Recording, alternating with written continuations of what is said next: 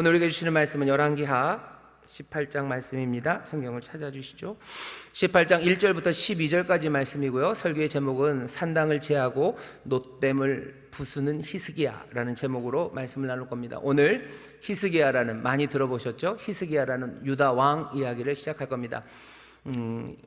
열왕기 상하에 보면요, 북쪽 이스라엘에 유명한 왕이 있습니다. 제일 분량이 좀 많았던 왕이 누구냐면 아합이에요. 아합 이야기가 참 많습니다.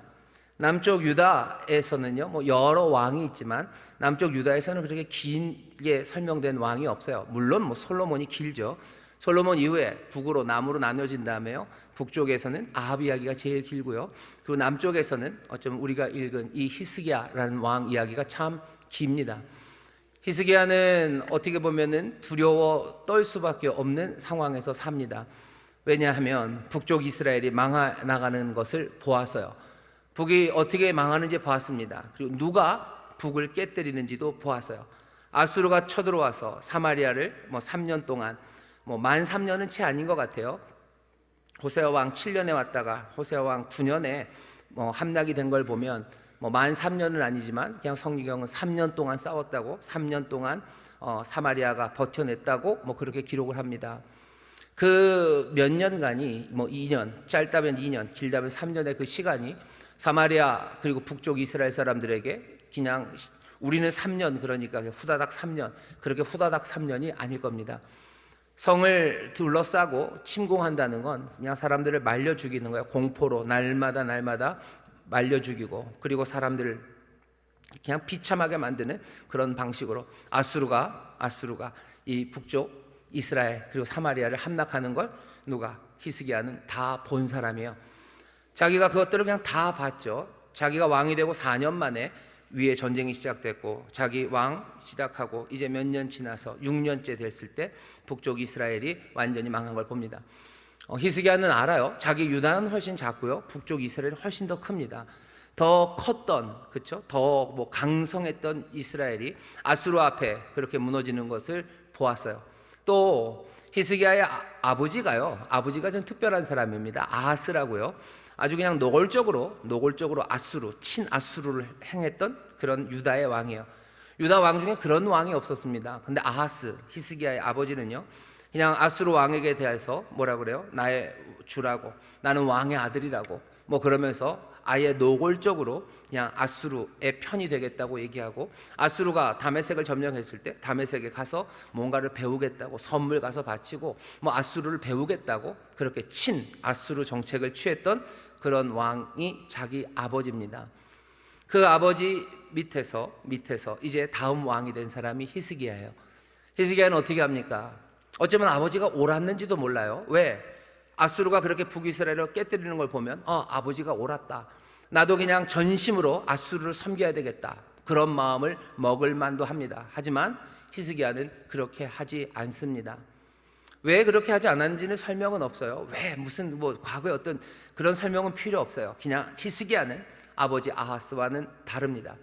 아하스와는 다르게 살아요. 어떻게 다르게 사는지 우리에게 보여주는데, 히스기야는 하나님 앞에 정직하게 행했대요. 근데 그냥 정직하게가 아닙니다.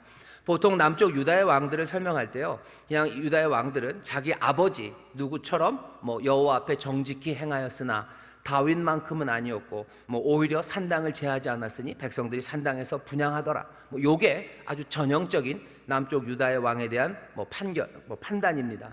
근데 히스기야는 달라요. 오늘 본문 보시면 2절입니다. 위에 나갈 때 나이 25세라 예루살렘에서 29년을 치리하니라. 그 모친의 이름은 아비라 스가리아의 딸이더라. 히스기야가 그 조상 다윗의 모든 행위와 같이 여호와 보시기에 정직히 행하여. 보통은 자기 바로 위에 아버지 이름을 대는데요, 히스기야는 아예 어디까지 갑니까? 조상 다윗까지 가요. 히스기야는 다윗과 같았대요. 그 조상 다윗과 같이, 다윗의 모든 행위와 같이 여호와 보시기에 정직하게 행했다고. 어쩌면 이제껏 나왔던 모든 유다의 왕들, 이제껏 나왔던 남쪽 유다의 왕들보다 어마어마하게 좋은 판단, 좋은 평가가 지금 히스기야에게 주어집니다. 왜 그런가요? 정직하게 행했어요. 그 이유는 4절입니다. 여러 산당을 제하며 주상을 깨뜨리며 아세라 목상을 찍으며 모세가 만들었던 놋뱀을 이스라엘 자손이 이때까지 향하여 분향함으로 그것을 부수고 느후스단이라 일컬었더라. 여호와 앞에 정직하게 행한데요. 뭐 때문에 그래요? 두 가지입니다. 하나는 산당을 제했어요. 산당을 제하면서 산당에 있었던 모든 주상들, 아세라 목상들 그냥 산당을 몽땅 다 부숴버린 거죠. 하지만 모든 산당이라고는 안 합니다. 여러 산당을 완전히 깨끗하게 정리 못했어요. 그래도 히스기야는 여러 산당들을 제하는 일을 합니다. 그리고 또 이스라엘이 그때까지 모세가 광야에서 들었던 놋뱀입니다. 하나님 앞에 반역하고 하나님 앞에 반역하고 하나님의 불평하는 사람에게 하나님께서 그냥 불뱀을 보내셨어요. 불뱀을 보내서 그냥 죽어라 이거죠. 다 죽어라. 불뱀에 물린 사람들 막 푹푹푹 쓰러져 죽어갑니다. 하나님이 또 은혜를 베푸시죠. 모세가 하나님 앞에 나가고 하나님이 다시 은혜를 베푸셔서 놋으로 뱀 하나를 만들래요. 놋으로 뱀 하나를 만들어서 높이 듭니다. 그리고 그 뱀을 본 사람들마다 살겠다고 했는데 모든 사람들이 그 놋뱀을 본 건 아닙니다. 그 와중에도 보지 않은 사람들이 있어요. 하지만 놋뱀을 본 사람들은 다 나음을 입었어요. 그렇게 하나님의 놀라운 은혜와 능력을 나타냈던 그 놋뱀을 이스라엘 사람들이 여지껏 들고 있으면서요 어떻게 해요? 그것을 향하여 분향합니다. 거기다가 향을 피워요. 거기 앞에서 제사를 지내요. 그 놋뱀을 뭔가 여기 하나님의 능력과 은혜가 여기 있다 생각하며 그 놋뱀 앞에서 제사를 드려요. 그런데 히스기야는 그것을 부숴버렸어요. 아주 어마어마한 일을 한 겁니다. 소위 말하는 유물이죠. 굉장히 오래된 그리고 어쩌면 성스러운 유물을 히스기야가 부숴버려요. 그리고는 뭐라고? 그냥 이건 느후스단, 이거 그냥 놋 조각일 뿐이다 라고 선포하는 그 일을 합니다. 히스기야가 잘한 일 보시면 그 4절이에요. 4절에 있는 이 일은요 굉장히 종교적인 일입니다. 종교적인 일, 종교적인 개혁을 이루었어요.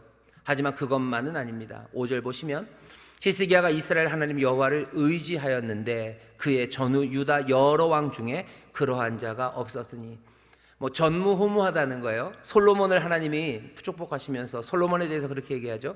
네 앞에 네 뒤에 너보다 지혜로운 자가 없을 거라고 그러셨어요.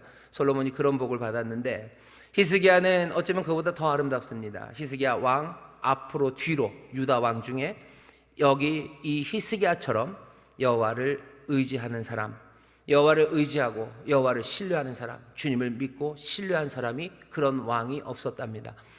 그러니 히스기야는 뭐로 굉장히 유명한 사람이에요? 여호와를 신뢰하는 사람이에요. 여호와를 의지하는 사람입니다. 여러분들 주님을 의지하시기를 주의 이름으로 축원합니다. 주님을 신뢰하시기를 주의 이름으로 축원합니다. 상황이 어떤 상황인지 여러분들은 아시죠? 아수르가 북이스라엘을 무너뜨린 상황이에요. 눈앞에서 자기보다 강했던 자기의 동족의 나라가 처참하게 무너지는 것을 보았던 사람이에요. 그런데도 불구하고 히스기야는 여호와를 신뢰하고 여호와를 의지합니다.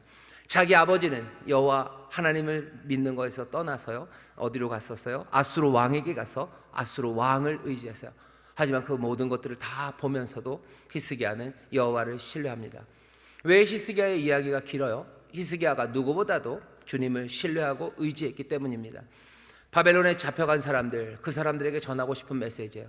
바벨론에 잡혀간 사람들에게 어쩌면 무슨 여로보암 2세처럼 그렇게 땅을 정복하고 그런 이야기 전하고 싶지 않아요.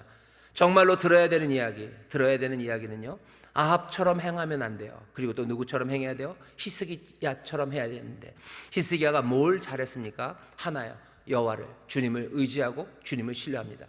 믿을 수 없을 때 믿었어요. 의지할 수 없을 때 히스기야는 하나님을 신뢰합니다. 바벨론에 잡혀갔다는 건 그런 거죠. 자기들이 믿었던 하나님 의심하기가 딱 좋아요. 하나님 힘이 없나 보다. 세상 모두가 다 그러죠. 이스라엘에 저 유다 민족의 하나님이 힘이 없나 보다. 바벨론의 신이 세긴 세네. 바벨론이 다 짓밟을 때 여호와는 뭘 했냐고. 세상 모두가 여호와를 조롱하고 여호와의 이름 그리고 하나님의 능력 그거 의심하는 그 상황에서 사람들이 하나님이 어디 있냐고 얘기하고 하나님 앞에 너 한번 구해보라고 조롱하는 그 상황에서도 히스기야는 히스기야처럼 유다 사람들 그리고 하나님의 백성들은 여호와를 의지하고 신뢰해야 됩니다. 그래서 히스기야의 이야기가 길어요. 뒤에 보면 우리가 이제 좀 있다가 다음 주 다다음 주 해서 히스기야 왕의 이야기를 읽을 텐데요. 아수르 왕이 아니나 다를까 쳐들어옵니다. 옵니다. 거기 랍사게 이런 애들 와요. 사네립 이런 사람들 옵니다. 와서 포위하고 뭘 어떻게 하겠다고 막 해요. 히스기야가 어떻게 하나 보시면 돼요. 히스기야는 어떻게 합니까? 끝까지 하나님을 의지합니다. 하나님을 의지하면 의지한다고 될까라는 의심의 세상이요. 그런데 오늘 주시는 말씀, 아니, 하나님을 의지하면 된다라고 말씀하셔요.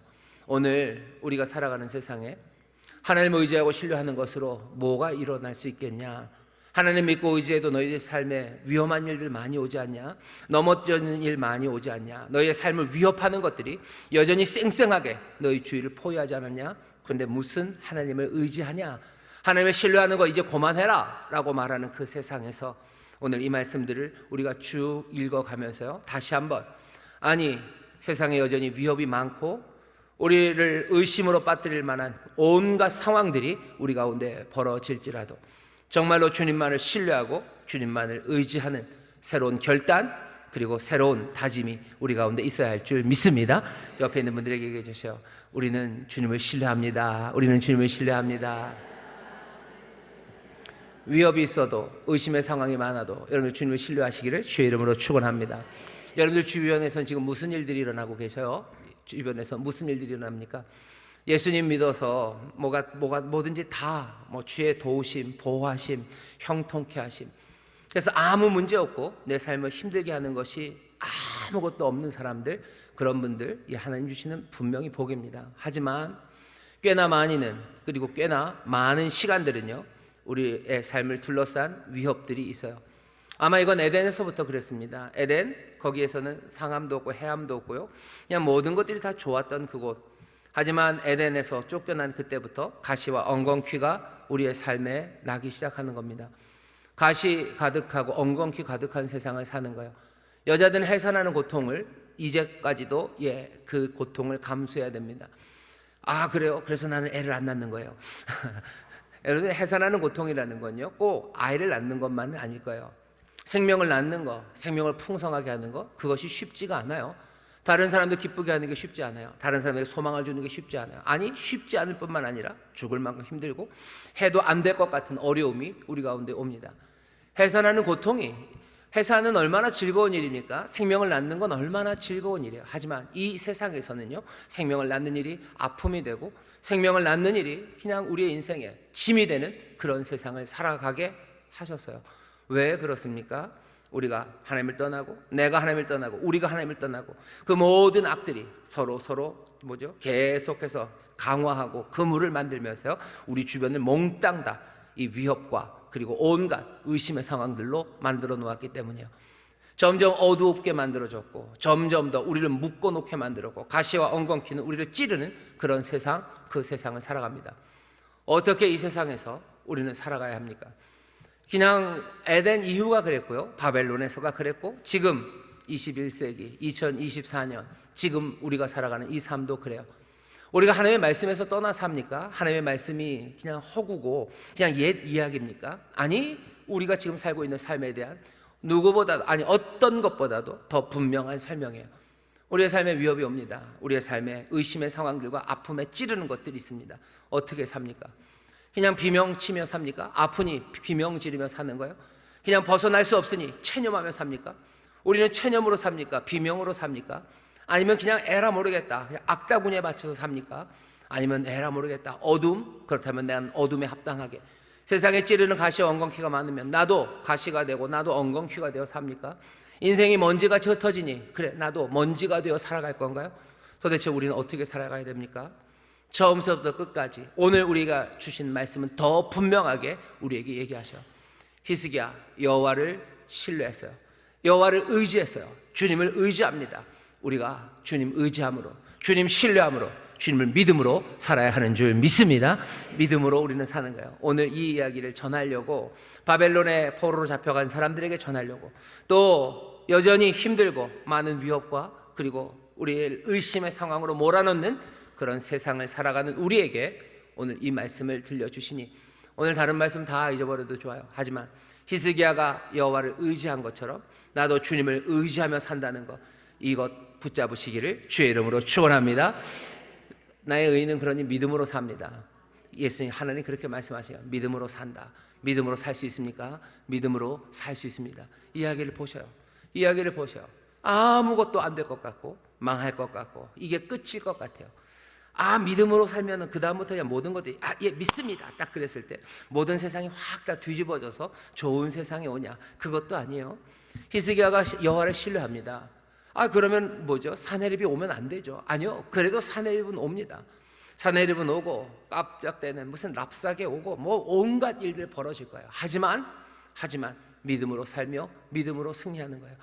우리가 믿음으로 가는 길이 만만치 않습니다. 하지만 성령님 우리를 도우시고 우리의 믿음 도우셔서 정말로 함께 믿음을 격려하며 가는 우리 믿음의 형제 자매들과 함께 우리 이 세상에서 주를 의지하는 믿음 흔들리지 마시고 굳건한 믿음으로 주님 따라 정말로 주가 약속하시는 그 놀라운 하나님의 나라 천국을 누리게 되시기를 주의 이름으로 축원합니다.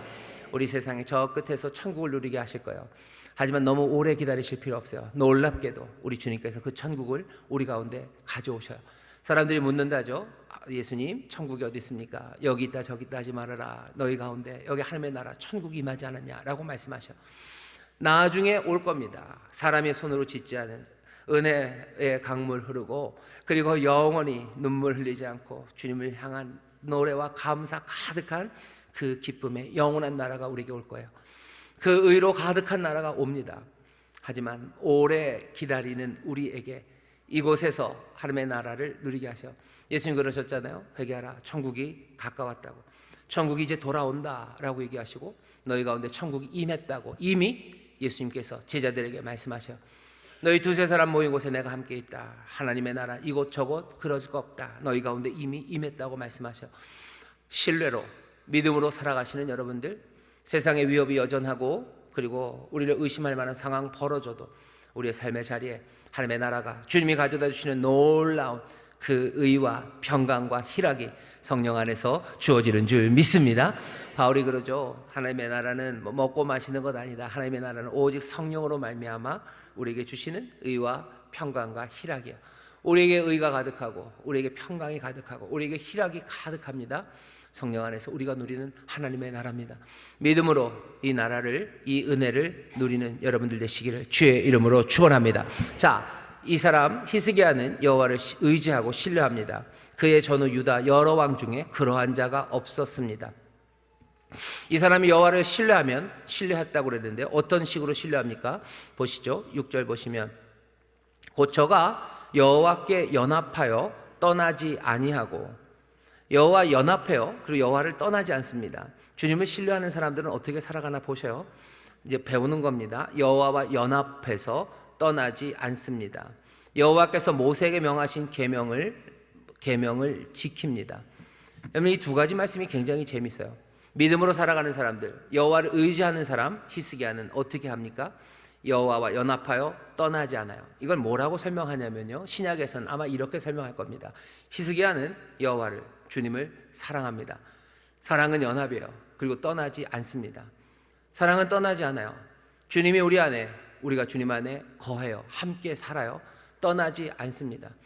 히스기야는 주님을 사랑합니다. 연합해서 떠나지 않는 사람이 히스기야예요. 우리의 삶에도 정말로 우리가 믿음으로 삽니까? 주님을 내가 의지합니까? 주님을 의지하는 그 복된 삶은 어떻게 나타나요? 우리가 주님과 연합하는 삶, 떠나지 않는 삶, 내가 주님을 사랑할 때입니다. 예수님께서 자꾸 물어보시는 거예요. 네가 나를 사랑하느냐? 요한의 아들 시몬아 물으시죠. 앞에 괄호에 하나 있다 그랬어요. 나는 너를 사랑하는데 너는 나를 사랑하느냐? 내 사랑은 네 안에 있는데 네 사랑은 내 안에 있느냐라고 물으시는 거예요. 내 사랑 안에 네가 있느냐? 나는 네 사랑 안에 있는데 라고 물으시는 거예요. 그 사랑이라면 십자가를 거꾸로 지고 가든 아니면 사람들에게 끌려가든 그건 그렇게 중요하지 않습니다. 예수님이 그렇게 말씀하시는 거예요. 히스기야 어려움 많아요. 하지만 주님을 의지하고 주님만을 믿는 히스기야는 여호와와 연합하여 떠나지 않습니다. 내가 주를 사랑함으로 주를 떠나지 않고 주의 사랑이 내 안에 있는 사람 그리고 내 사랑이 주 안에 있는 사람 그 사람들의 삶이 복이 있습니다. 주님이 우리를 사랑하시는 건 분명해요. 여러분들 그 사랑을 확인하도록 날마다 성령께서 우리에게 하나님의 사랑을 부으신다고 하셨어요. 어떤 때는 하나님이 날 사랑하는지 안 하는지 애매하시죠.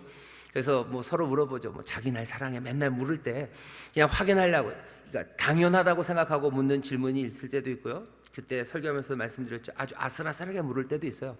이 대답이 뭔가 삐끗하면 난 이제 간다 하는 그런 방식으로 넌 나를 아직도 사랑하냐 뭐 이렇게 묻는 방식이 있는데 우리는 그렇게 묻지 않아요. 왜? 날마다 성령께서 우리에게 하나님의 사랑을 부어주시기 때문입니다. 그렇게 부어주시기 때문에 우리가 고난 중에도 기뻐할 수 있어요. 환난 가운데도 기뻐할 수 있는 건, 환난 가운데도 우리가 소망을 가질 수 있는 건, 그 모든 고난과 환난이 우리에게 인내를 그리고 연단을 그리고 소망을 이루게 하시는 이유는, 그 근거는 날마다 성령으로 말미암아 우리에게 하나님의 사랑을 부으시기 때문입니다. 힘든 세상을 살면서도 주님을 의지할 수 있는 건 사랑 때문에 그래요. 사랑하지 않으면 의지하기 어렵습니다. 성령님이 우리에게 사랑을 부으셔요. 하나님의 사랑을 부으셔요. 내 주님의 사랑을 내게 부으시고 또 내가 주님을 사랑하는 그 사랑을 우리 안에서 점점 더 부릴 듯이 하시는 분이 성령님이십니다. 예배하는 시간, 여러분들 이 시간이 사랑을 부으시는 시간이에요. 여러분들 기도하는 그 시간이, 찬송하는 그 시간이 그 사랑을 부으시는 시간입니다. 내가 믿음으로 살기 위해서는 그 사랑이 필요하죠. 믿음으로 살기 위해서 이 사랑을 부으시는 성령님, 그러니 우리를 도우시고 우리와 동행하시는 보혜사 성령님이십니다. 히스기야를 보세요. 믿음으로 아무리 어려운 위협과 의심의 상황이 와도 주님을 의지하는 복된 사람입니다. 이 사람은 여호와께 연합하여 떠나지 않는 사랑의 사람입니다. 그런데 사랑은 어떻게 나타납니까? 오늘 본문에도 여호와께서 모세에게 명한 계명을 지켰더라. 사랑합니다. 그리고는 어떻게 해요? 여호와께서 모세에게 명한 계명을 지킵니다. 굉장히 구약적인 이야기예요. 그렇죠? 구약적이죠. 신명기적이에요. 오래전 얘기 같아요. 율법적인 이야기처럼 들려요. 하지만 가장 신약적이고 어쩌면 가장 신비한 요한 1서에서도 똑같은 이야기를 하십니다. 요한 1서 3장 24절에서 사도 요한을 통해서 뭐라고 말씀하시나 들어보세요.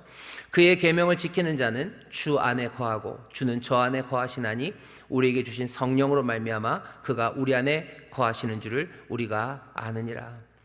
계명을 지키는 자, 그 사람이 주 안에 거합니다. 주를 사랑하는 사람 뭘로 확인돼요? 그의 계명을 지키는 거예요. 그의 계명을 지키는 자 주 안에 거하고 주는 저 안에 거해야 합니다. 뭘로 확인이 됩니까? 우리에게 주신 성령으로 말미암아 그가 우리 안에 거하시는 줄을 우리가 알아요. 성령으로 말미암아 주가 우리를 사랑하셔서 우리 안에 거하시는 줄 알아요. 성령으로 말미암아 내가 주를 사랑하여 주 안에 거하는 것을 내가 압니다. 성령으로 말미암는다는 건 아마 두 가지 의미일 겁니다. 하나는 성령님이 알려주셔요. 주님이 너와 함께 하신다라고 알려주시고 네가 주 안에 있다라고 성령님이 알려주셔요. 아주 구체적으로 적극적으로 성령님이 알려주셔서 성령으로 말미암아이기도 하고요. 또 우리 안에 성령님 계시다는 것 자체, 그 임재와 존재 그것 자체가 보증이 됩니다. 성령님은 이 땅에 우리에게 보증으로 오셨어요. 보증으로 오셨어요. 어떤 보증입니까? 우리의 구원의 보증이에요. 하나님의 약속이 이루어진다는 보증입니다. 우리를 사랑하시고 우리와 함께 하신다는 임마누엘의 보증이에요. 우리 안에 성령이 계시다면 우리는 확인할 수 있습니다. 확신할 수 있어요. 왜? 이건 보증이기 때문이에요.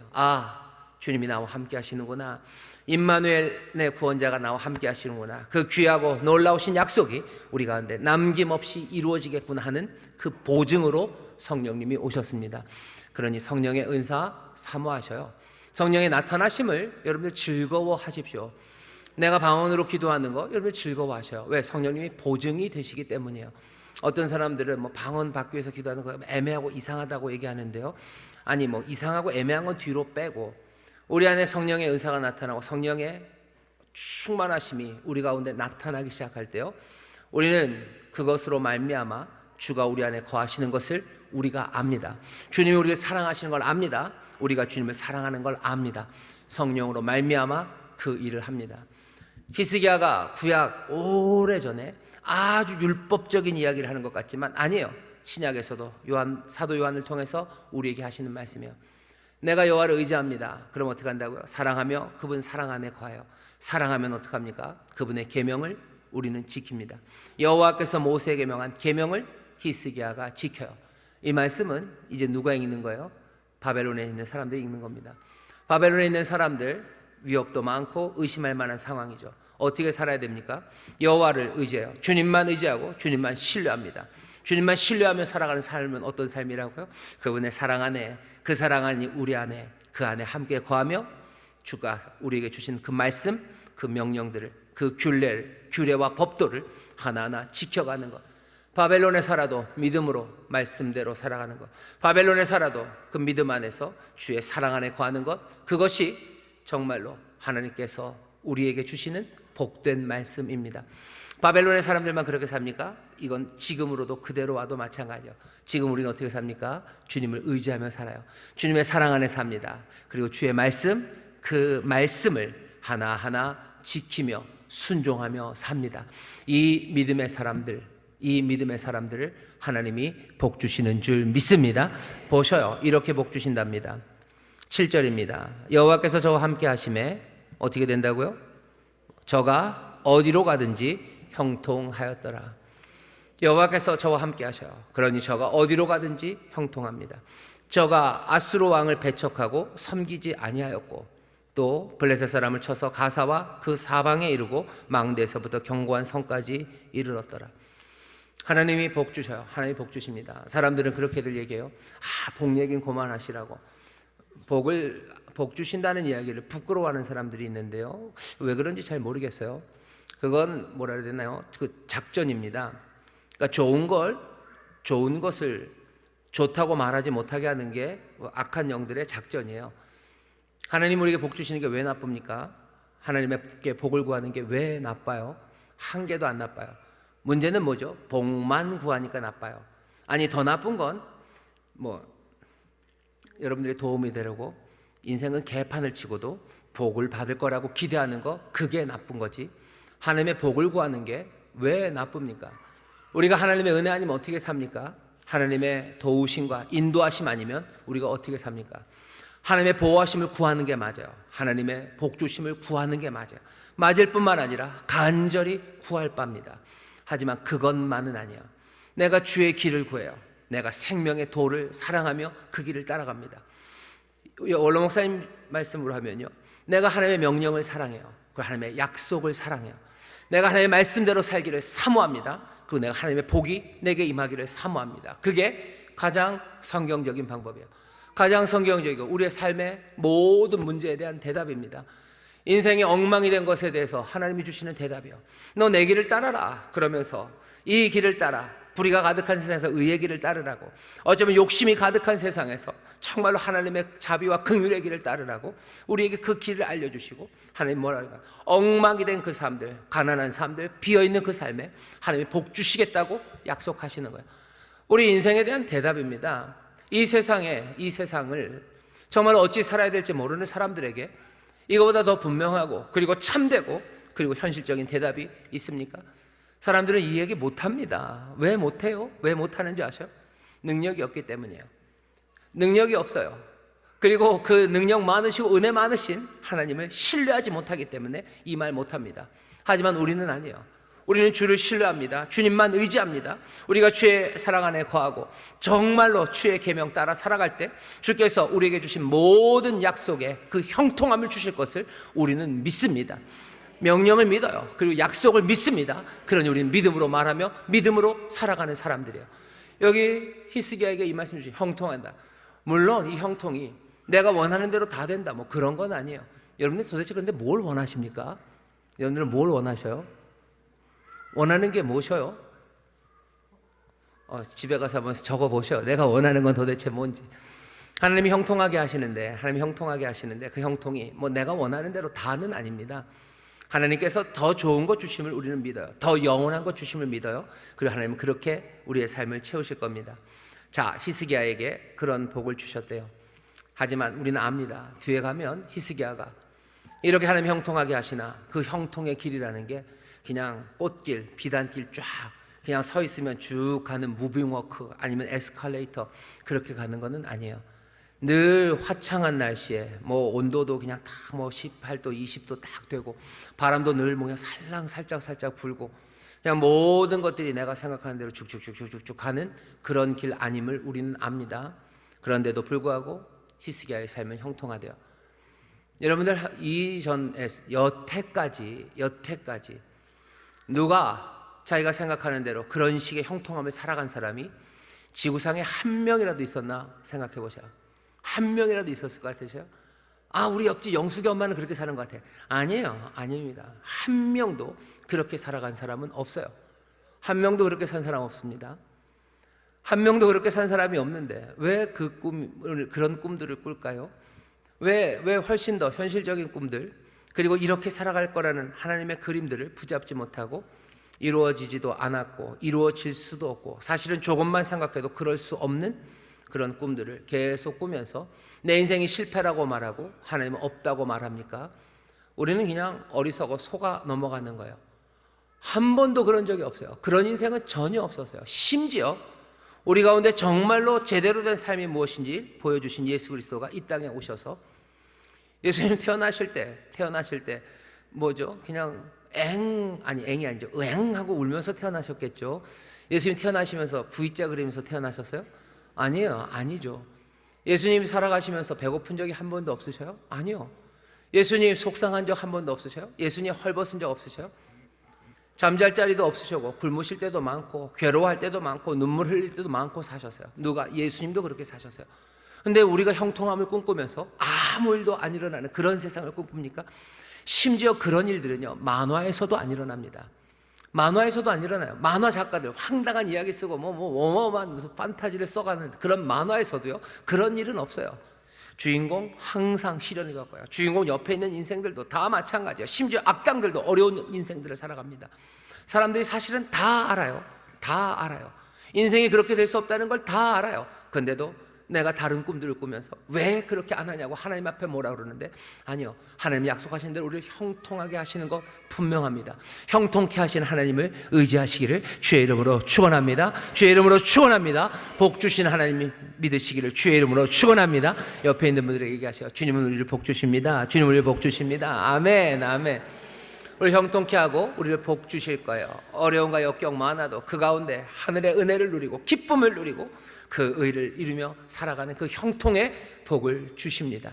거짓말에 속지 마세요. 한 번도 잊지도 않고 누구도 상상하지 못했던 그런 이상한 아무 일 없는 세상, 아니 그런 세상은 사실은 없습니다.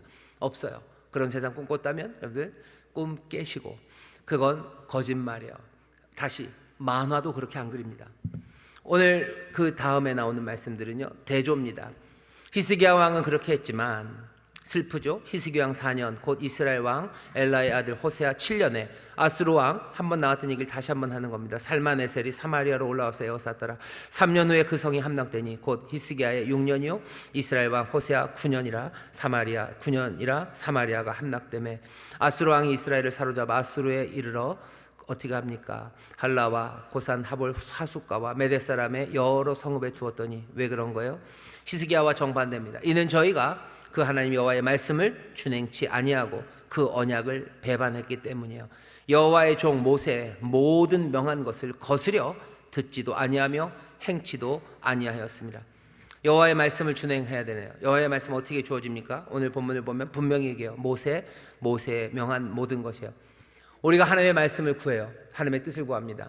그러면서 하나님의 뜻이 뭘까? 하나님의 말씀이 뭘까? 뭔가 무슨 묘한 구름 속에 있는 뭔가 거기에서 무슨 아로마 향기가 나는 뭘 구하려고 하는데, 여기 있는 말씀은요, 그냥 여호와께서 모세의 모든 명한 것, 모세를 통해서 명한 모든 것, 여기 그냥 적혀져 있는 이 모든 것, 이것을 준행하지 않았어요. 이것을 거스렸어요. 듣지도 않고 행치도 안 했어요. 어쩌면 모세를 통해서 우리에게 전한 것, 아니 모세보다 더 위대했던 선지자 예수 그리스도, 우리 사랑하는 주님을 통해서 우리에게 전하신 말씀이 분명히 있는데도 불구하고 하나님의 뜻, 그 뜻을 구한다는 사람들이 있어요. 그러면서 주께서 우리에게 주신 말씀은 거스려서요, 듣지도 않고 행하지도 않습니다. 예수님이 하신 말씀은 듣지도 않고 행하지도 않아요. 그러면서 하나님의 뜻을 구한대요. 하나님의 뜻이 뭘까요? 내 인생에 대한 하나님의 뜻이 뭘까요? 내 인생에 대한 하나님의 뜻이 뭘까요? 내 인생에 대한 하나님의 뜻이 뭘까요? 그게 굉장히 궁금하대요. 그 질문들 다 잘 보시면 그냥 뭔가 효과적으로 살고 싶다는 거죠.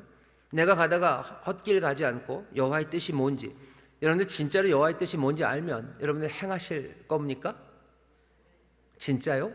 그러면 어떻게 하면 돼요? 주께서 우리에게 하신 말씀, 그 말씀 보면 돼요.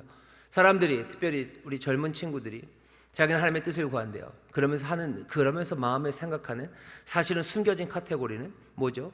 내가 어떤 여자를 만날까요? 그죠? 그리고 내가 어떤 직업을 저야 성공할까? 내가 어떤 시험을 봐야 내가 시험에 합격할까? 뭐 그런 거 구하는 거예요. 내가 하나님의 뜻을 구한대요. 하나님의 뜻을 구합니까? 하나님의 뜻을 구하는 사람들은 여기 여호와 하나님께서 모세를 통해서 주신 분명한 그 규례와 법도 그것 구하면 돼요. 그것 찾으면 되고 그것 순종하면 됩니다. 예수님께서 우리에게 주신 말씀들이 있어요. 그 말씀 따라가면 돼요. 예수님이 나한테 어디로 이사 가라고 얘기를 안 하셨는데 진짜로 어디로 이사를 가야 되면 예수님이 와서 얘기해 주실 거예요. 계속해서 내가 어디로 이사를 가야 할까요? 그러면서 그러는 거죠. 자꾸 송림동 쪽으로 가면 거긴 아닌 것 같아요. 죄송합니다, 송림동. 요새 송림동 굉장히 좋아집니다. 제가 가보니까 뭐 아파트 막 쫙쫙 올라가고요. 뭐 장난 아닌데 그쪽 말고 무슨 이상하게 경부선 쪽으로 가라고 그러셔야 될 것 같아요. 동탄으로 가라고 하시면 그럴 것 같고 나를 어디 저기 죄송합니다. 인천 하지 맙시다. 어디 서울 어디로 서울도 하지 맙시다. 그냥 삐삐리디띠 똥으로 가라고 하면 그리로 가라 하면 하나님의 뜻이 아닌 것 같고 뭐지 절로 가라고 하면 하나님의 뜻인 것 같고 하나님께서 뭐 주님이 그러시죠. 네 가진 거 다 팔아서 가난한 자에게 줘라 라고 하시면 어이구 이럴 리가 없어요. 사탄아 물러가라요.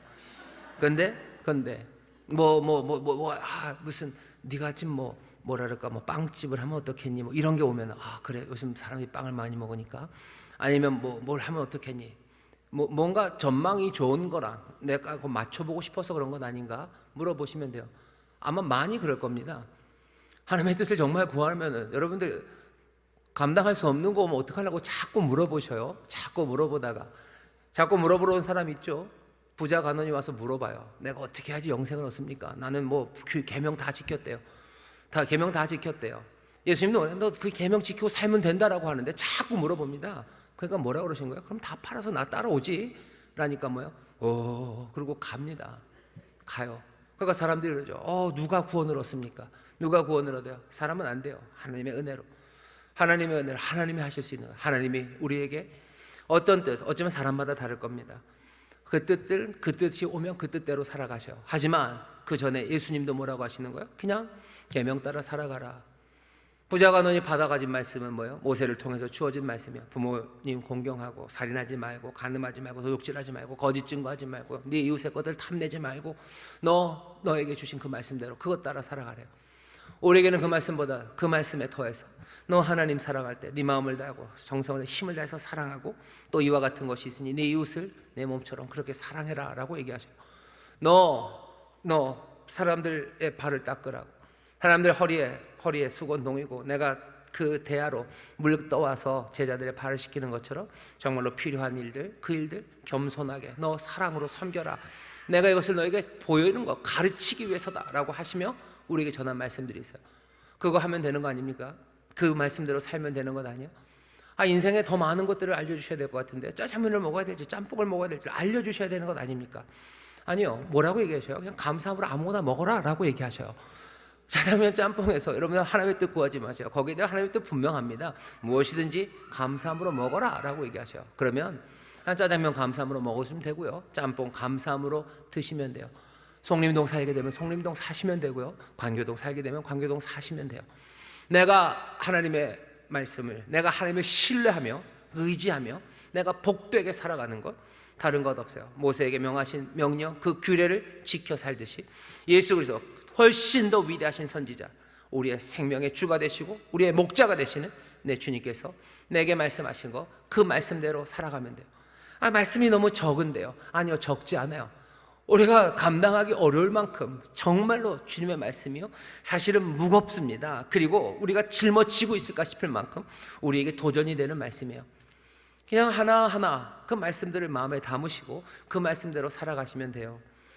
주의 말씀이 성경으로 전해지고 또 하나님의 종들을 통해서 말씀이 전해집니다. 그럼 그 말씀 내가 마음에 받아서 주님이 내게 주신 말씀이군요. 내가 이 말씀대로 살겠습니다 하고 살면 돼요.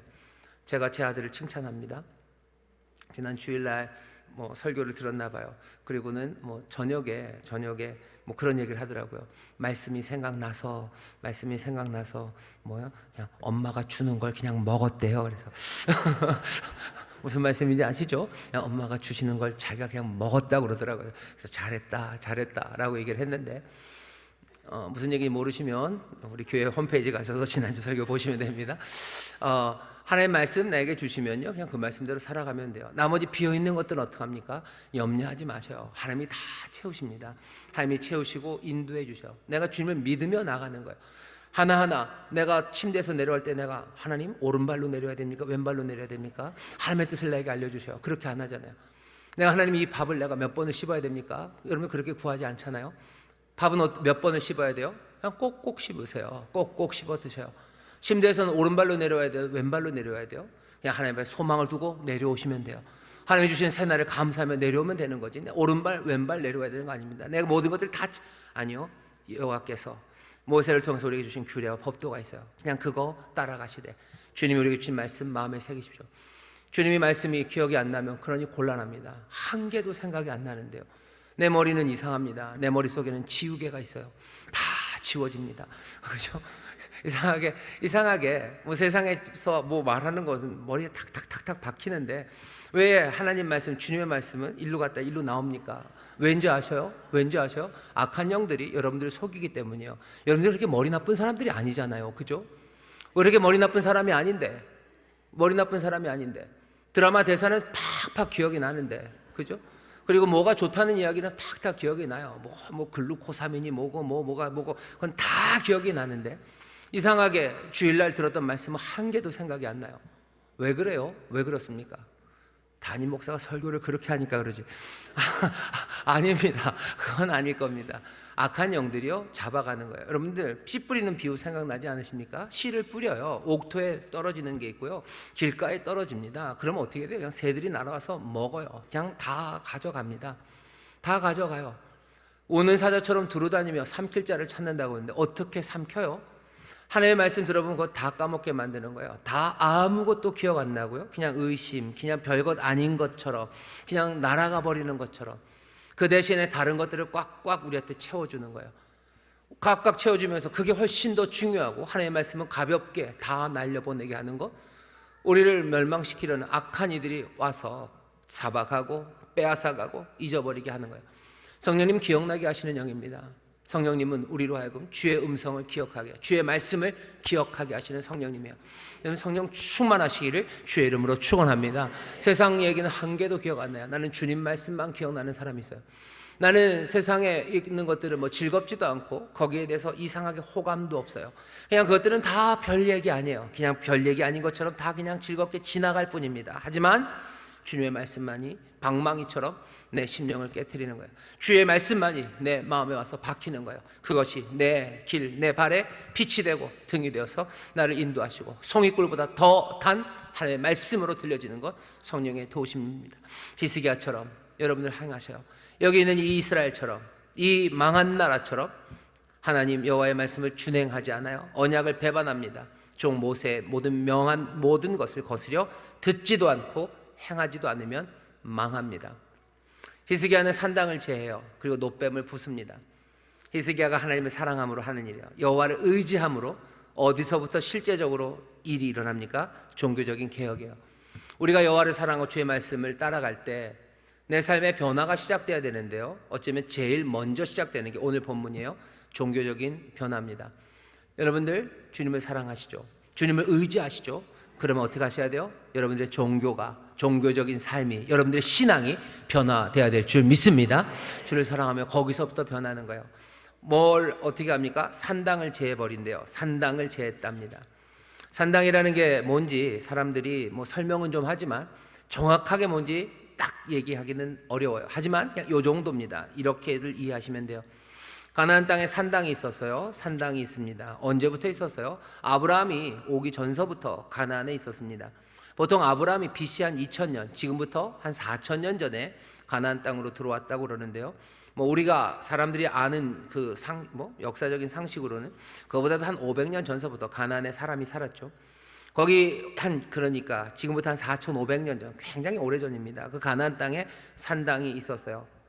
산당에서 사람들은 뭘 합니까? 산당은 어느 곳이냐면요, 뭐 높은 언덕 위나 아니면 단을 쌓아요. 그리고 거기다 뭔가를 놓쳐. 그게 산당입니다. 거기에는 뭐 종교적인 장식들이 있죠. 무슨 구리로 기둥을 세우기도 하고요, 돌로도 기둥을 세우기도 하고, 아니면 나무로도 상을 세웁니다. 여러 우상들을 세우기도 하고 뭐 그런 것들을 만들어 놔요. 그리고는 거기에 그 산당에서 제사를 지내는 제사장이 있습니다. 분명히 여호와의 제사장은 아니에요. 그냥 제사를 집전하는, 거기서 종교적인 행위를 집전하는 누군가가 있었어요. 그게 아브라함이 오기 전서부터 가나안 땅에 그런 곳들이 몇 군데들 있었습니다. 그런데 문제는 이스라엘이 그 땅에 와서 살아가죠. 아브라함이 살고 이삭이 살고 뭐 야곱이 살고, 결국은 모세를 통해서 십계명을 주시고 이스라엘 여호수아를 통해서 정복해서 그 가나안 땅에 삽니다. 근데 가나안 땅에 하나님의 백성이 살면서도 이 산당을 없애지 못해요. 아니, 사실은 산당을 없애는 게 아니라요, 그 산당들을 사용합니다. 사무엘이 사울에게 기름 부을 때도 어디요? 산당이 여러 군데 나와요. 다윗과 솔로몬 때, 다윗 때에도요, 기브온에 산당이 있습니다. 솔로몬이 하나님 앞에 1000번제를 드리는 것도 어디요? 기브온의 산당이요. 아니, 왜 성전에서 안 드리고? 성전에서 드릴 수가 없죠. 아직 솔로몬이 성전을 짓지도 않았어요. 제사장의 계보를 잇는, 소위 말하는 사사들의 계보를 잇는 뭐 제사장들이 뭐 성막 그런 식으로 여호와의 전, 뭐 전체 중에 한 군데쯤이겠죠. 그런데 있긴 있어요. 뭐 엘리가 실로에 있고요, 뭐 베델로 가기도 하고 뭐 몇 군데 중요한 데 있지만 이스라엘 그 가나안 땅 큰 곳에서요, 그곳으로 나오지는 않습니다. 곳곳에 산당들이 있죠. 그 산당들에서 여호와를 섬기고 제사를 지냅니다. 산당에서 제사를 지내는 게 다 나쁜가? 아니요, 그렇진 않아요. 하나님께서 뭐 성전을 짓는 것도 솔로몬이 짓겠다고 그런 거지 하나님이 지으라고 그러신 건 아니죠. 그러니까 그전에는 하나님이 뭘 기대하셨냐면요, 그냥 너희가 제사 지낼 때 뭐 돌로 막 거창하게 하지 말아라, 그냥 흙으로 쌓으면 된다. 흙으로 쌓은 단 쌓고 거기다가 알려주신 대로 제사 지내면 돼요. 그런데 그런 여러 장소 중에 산당이라는 건 소위 말하면 좀 좋은 명당 자리겠죠. 뭐 산도 높고 뭐 이렇게 뭐 좀 여러 가지가 좋은 자리에 산당이 있었을 겁니다. 그러니 이스라엘 사람들이 산당에서 제사를 지내요. 다윗도 기브온의 산당에서, 그리고 솔로몬도 기브온의 산당에서 그렇게 제사를 지냈었습니다. 예루살렘에 성전이 지어졌어요. 그럼 이제 성전으로 와야 되겠죠. 하지만 이스라엘 사람들은 아니에요. 여전히 산당에서 제사를 드립니다.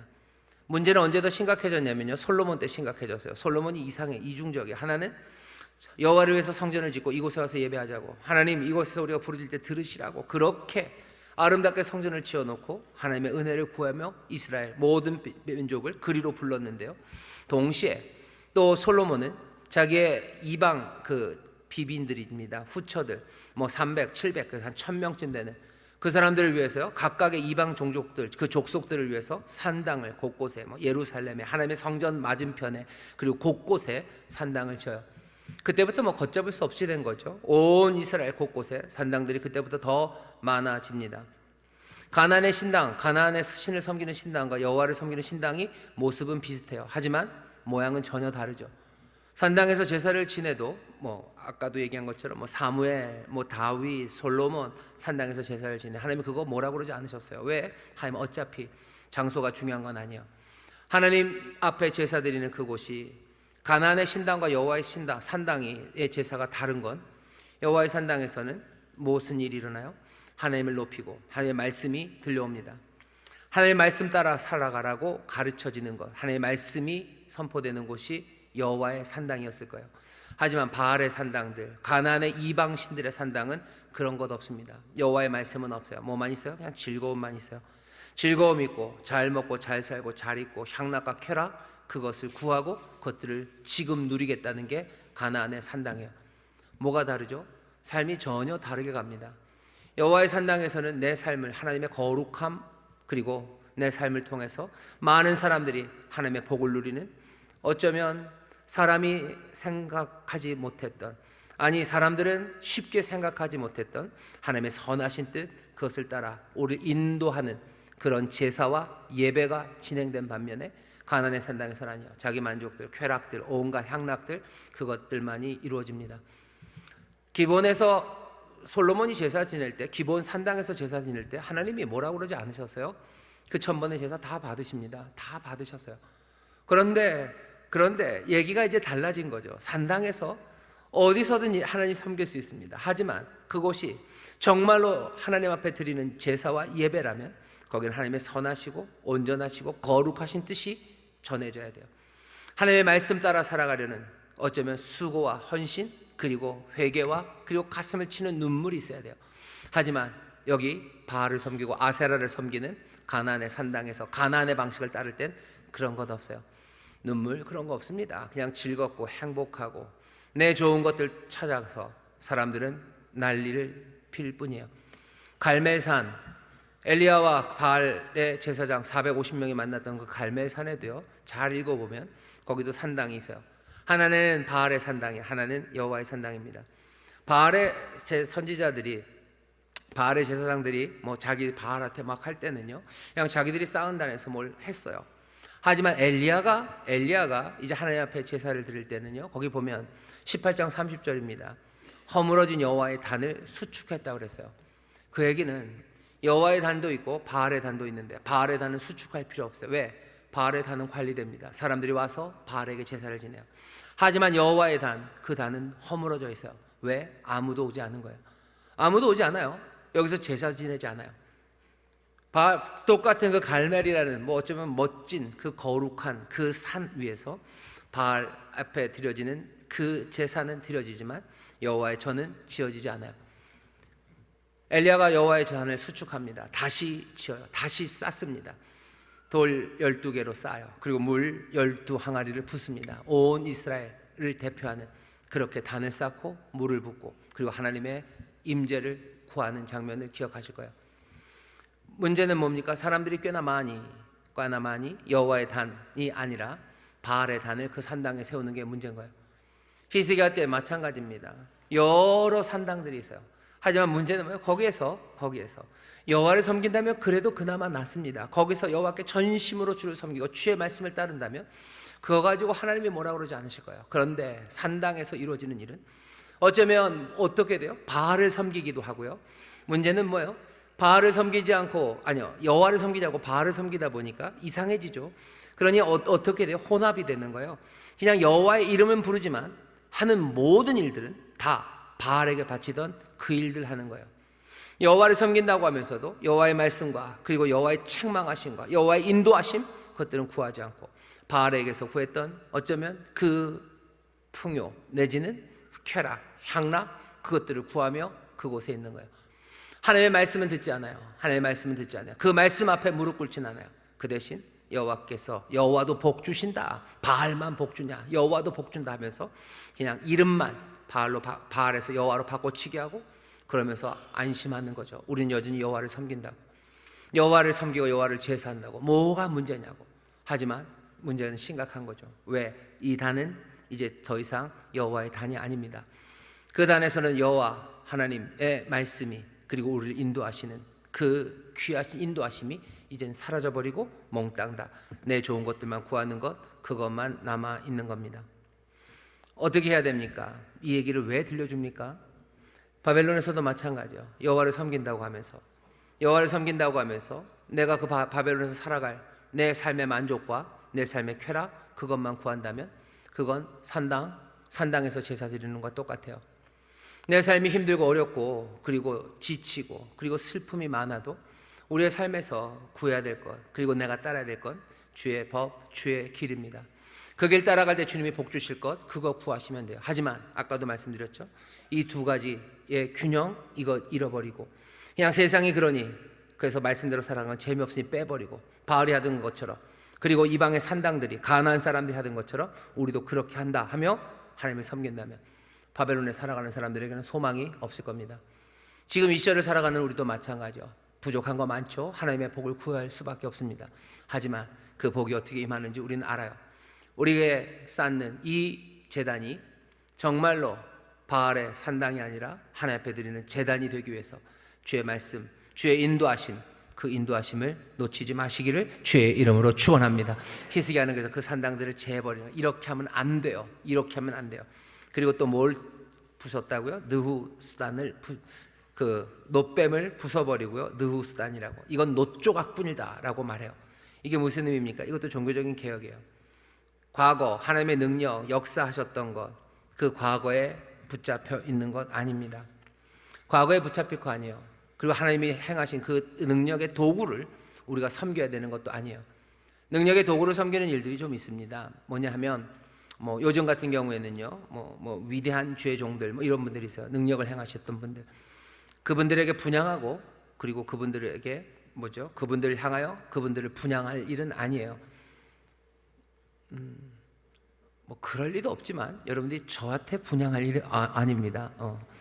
그렇다고 위대한 분들 많아요. 예, 존경하고 배우면 돼요. 하지만 그것이 우리가 예배하고 분향해야 될 건 아닙니다. 이 얘기는 무슨 얘기죠? 우리 하나님은 아브라함과 이삭과 야곱의 하나님이에요. 우리 주님은 살아계신 산자의 하나님입니다. 이게 무슨 얘기입니까? 지금 역사하시는 하나님이에요. 바벨론에서 지금 역사합니다. 지금 이 자리에서 오늘 역사하시는 하나님이에요. 난 오늘 역사하시는 하나님을 예배하는 거지 과거에 그것 내가 바라보며 예배하는 건 아닙니다. 내가 지금 역사하시는 하나님을 신뢰해야 돼요. 지금 일하시는 하나님을 의지하셔야 돼요. 옛 뭔가에 의지하지 마셔.